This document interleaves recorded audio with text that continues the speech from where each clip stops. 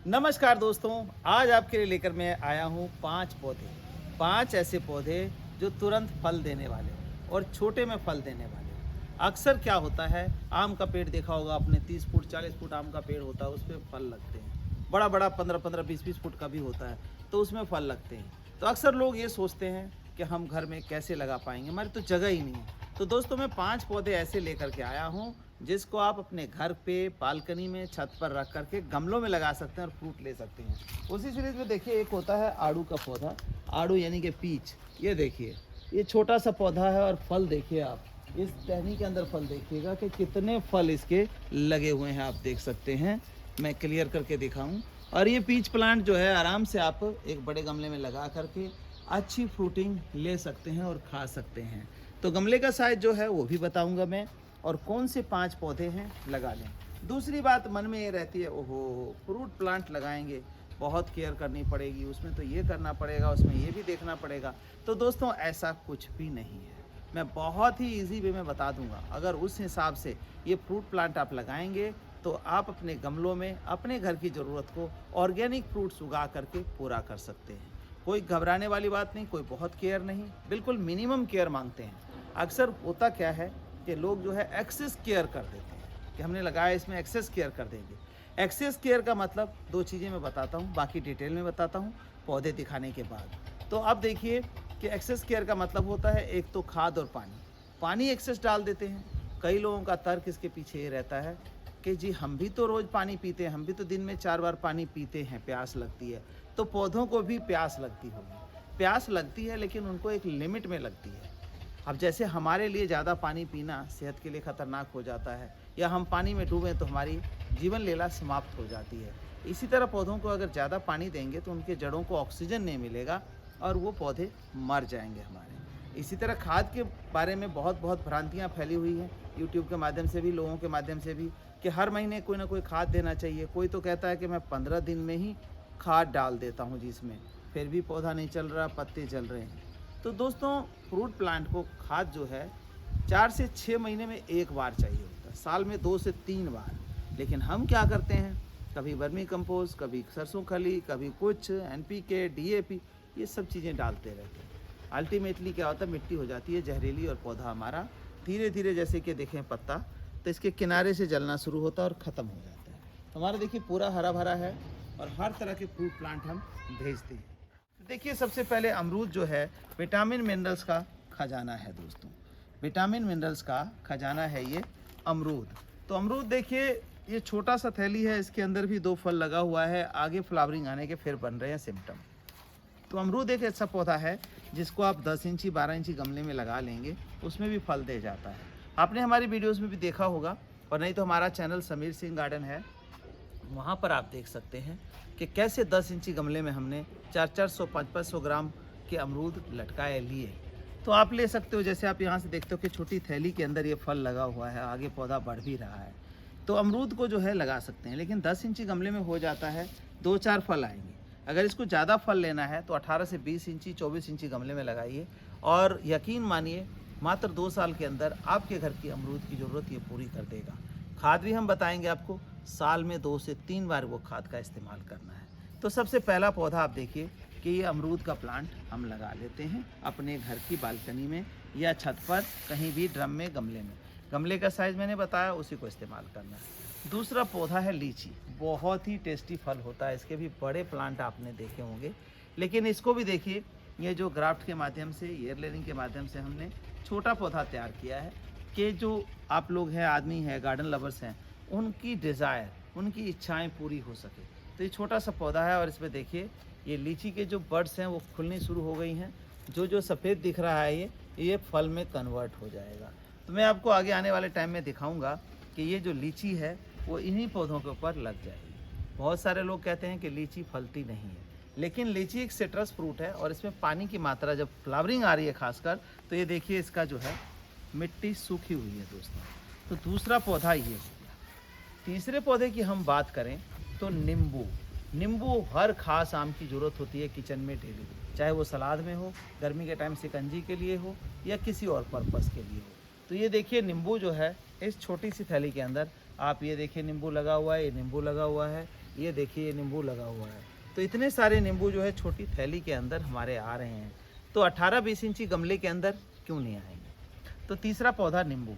नींबू भी एक सिट्रस फ्रूट है, इसके लिए भी पानी कम की आवश्यकता होती है। कम से मेरा बिल्कुल ही तात्पर्य या मतलब नहीं है कि बिल्कुल आधा गिलास डालना, ऐसा नहीं।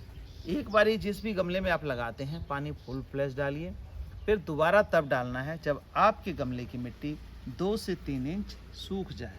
और ख़ासकर जिन दिनों फ्लावरिंग होती है, जैसे कि इन दिनों फ्लावरिंग का टाइम है, अब देखिए सूखापन रखा है तो इसमें फल देखिए छोटे से पौधे के अंदर, यहाँ पे ये देखिए मुझे ये 5 फल, 6 फल, 7 फल लगा हुआ दिखाई दे रहा है। यहाँ पे 2 दिख रहा है, यहाँ पे 2 दिख रहा है, यहाँ पे देखिए फिर 3 दिख रहा है, ये 4 दिख रहा है।